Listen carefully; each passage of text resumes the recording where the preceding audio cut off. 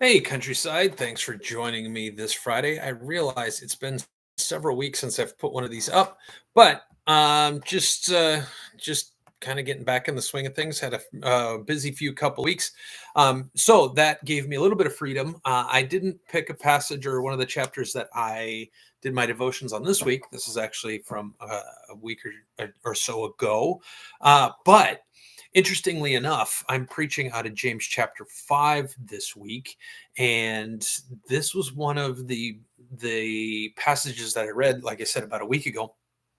And in all reality, they go together really well. So if you're going to be at church this coming Sunday, we're going to be, like I said, in James chapter 5, and we're going to be talking about humility in using our wealth.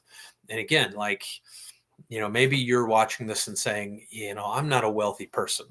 And again, we have to be very careful when we say things like that. I mean, just due to the fact that we live in North America, con- we have far more than most of the people around the world. And really, it's not about how much you have, it's about how you use what God has given. And so I was looking at 1 Timothy chapter 6 as I was, um, you know, prepping for my sermon. This is a passage that I cross reference into the sermon. And it's interesting. 1 Timothy 6, verses 6 down to 10. Let me just read it real quick. But godliness with contentment is great gain, for we brought nothing into this world, and we cannot take anything out of the world. But if we have food and clothing, with these we will be content. But those who desire to be rich fall into temptation, into a snare, into many senseless and harmful desires that plunge people into ruin and destruction. For the love of money is a root of all kinds of evils. It is through this craving that some have wandered away from the faith and pierced themselves with many pangs. So it's an interesting little passage because, again, Paul is saying, to Timothy, like, listen, be content with what God has given, because the desire for riches, the desire to be rich, the desire for all of the world's stuff is actually a dangerous desire. It doesn't, Paul never says to Timothy that money is a problem. It is the desire for it. It is the desire for being wealthy, for having everything in this life that becomes a problem. God has given most of us quite a bit. And interestingly enough, as we use what God has given, that really determines what we believe, right? Like if God says bring the full tithe in the storehouse, like he says in Micah, if he says things like this, the desire to be rich, really, what should our attitude towards money be? Well, it should be kind of a loose holding on money. And here's what I mean by that. God is interested in our heart's desire. He is more interested in our holiness, becoming like Christ, than he is in our happiness. And we often think that, oh, I'm going to be happy if I have everything my heart has ever wanted. And that's a problem, right? Because as a Christian, our heart should desire Jesus. It should desire to be like Jesus, to be obedient. That is an overflow of gratitude in our hearts. And so, as Paul is saying to Timothy, like, if your whole bent, if your whole world view, if your whole paradigm is to be wealthy, then you're going to run yourself into a lot of problems, because you will have to do that. You will have to do things that are probably, unless God has blessed, are probably not going to line up with Christian convictions.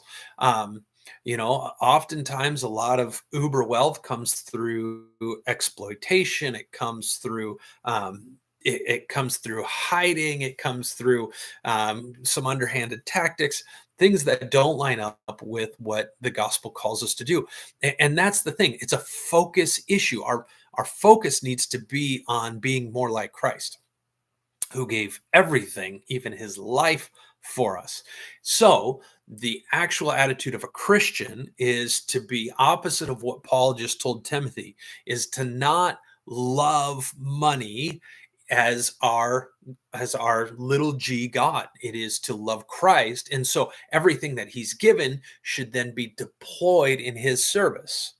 Now, One of the things that we'll talk about this Sunday is, does that mean I can't enjoy what God has given? Does that mean I can't, have a nice car or live in a nice house? And I think the answer to that is no, that doesn't mean that. What it means is, if that is our sole goal in life, if that is a goal that is higher than our love for Jesus, then we're going to pierce ourselves with many pains. And so we have to be careful. We have to be cognizant. We have to be thinking about the things that we love and the things that we do. If if the enjoyment of what God has given makes it impossible for us to deploy the wealth that He's given us for the kingdom, then we are idolizing it. Um, excuse me. If we can still look at our money, if we can still see what God has given, we can enjoy that. But then we also have to, like I just said, we have to be people who want to deploy the wealth that God has given for His service. He's given it, He owns it all, it is His.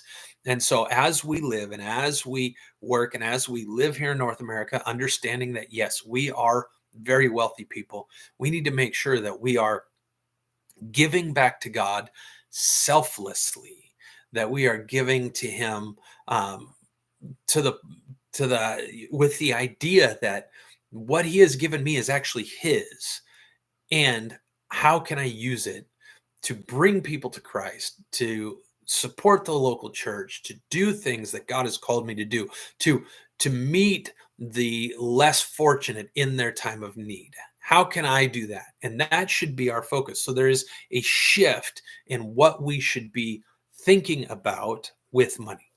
So because I've been thinking about that this week, I thought I would share that with you.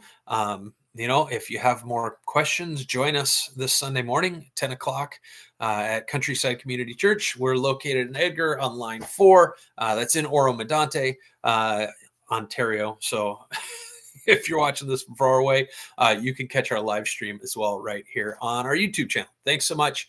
Praying for you. Love you. We'll see you again next week. Talk to you soon. Bye-bye.